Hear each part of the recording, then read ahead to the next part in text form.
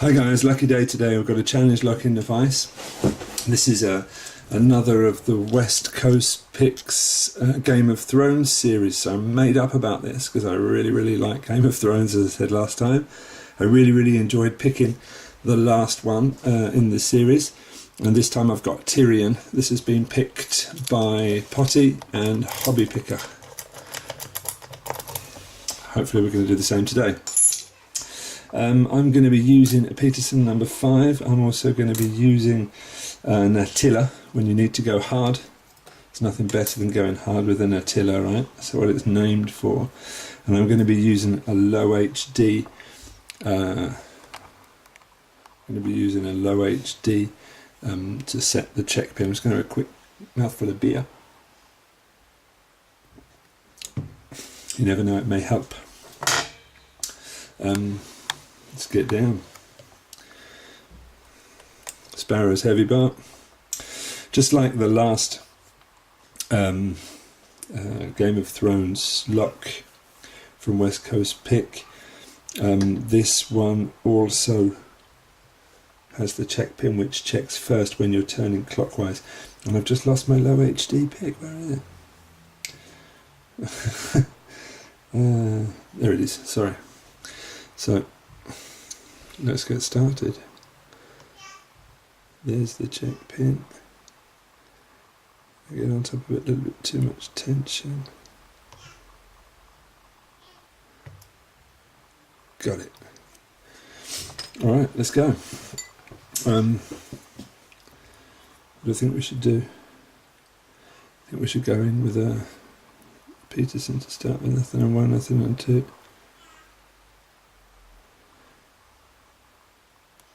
Too much tension.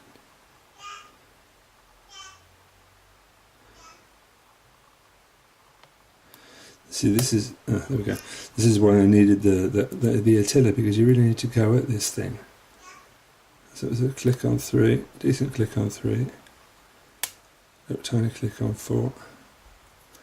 Then we're okay. Back to the beginning. Nothing on 1. Number 2 gave us the movement. Number 3 is okay. Number 4 is okay. Number 5. Everything's gone a bit springy. A little click on number 1 maybe. Nothing. Number 2. Number 3 again.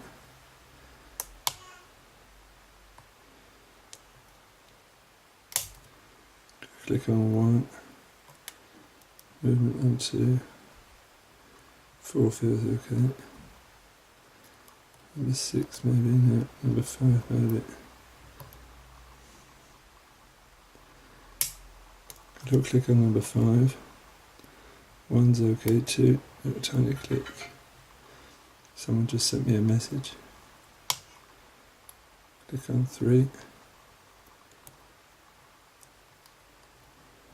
4, 5.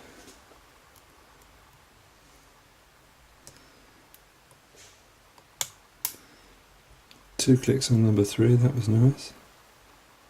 Number 2, no. Big click on number 2. I hope that's what we were looking for. Number 4 feels okay. Number 5, here we go. Number 6 is standing to attention.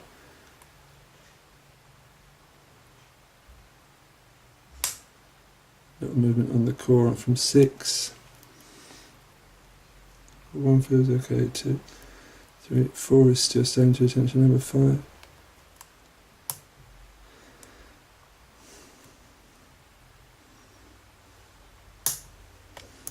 Big movement on the core. Come back to number 1.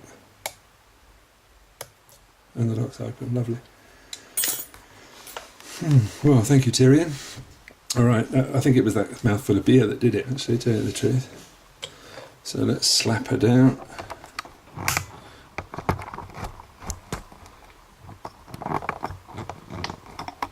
And get her open.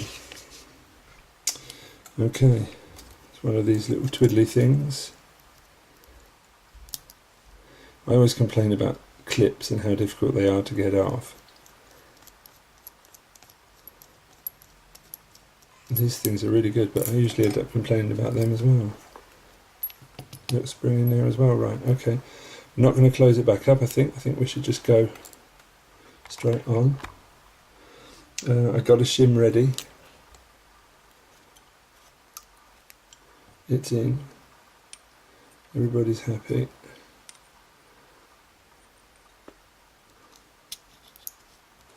Let's go. Now the check pin's going to be dropping out the back. There it is. Should have a spring with it as well. Doesn't want to come out. Oh, we'll deal with that in a minute. So key pins.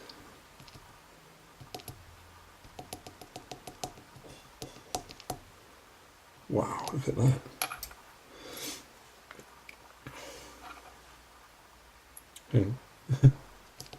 Forgot number 6. There's a spring in the check pin. Ah, you can see it. Can you see it? It's in there, but it's stuck down. Just trying to show that the check pin actually did work right there. Ah, you can see it springing up and down. That's okay. Let's see what's in the body. Tweezers, please.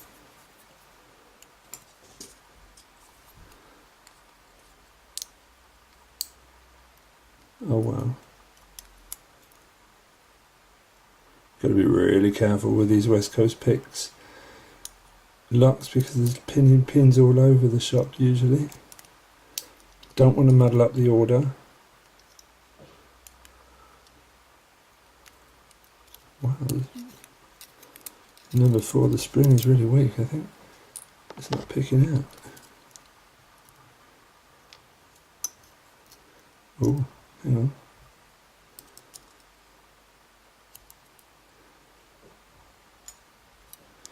Not quite sure about that. I have to ask the man himself. And finally, lovely. Alright, I'm not going to get any more springs out because I know in me I'm going to fluff them all up and get them back in the wrong order. But we can see that the springs are in there. So, quick check on the modifications to the core. Hoping we can see this. We've got what looks like some kind of modification going on in number 1.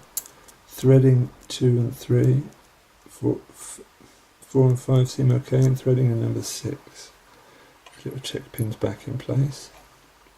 And let's get down there and see what's really going on.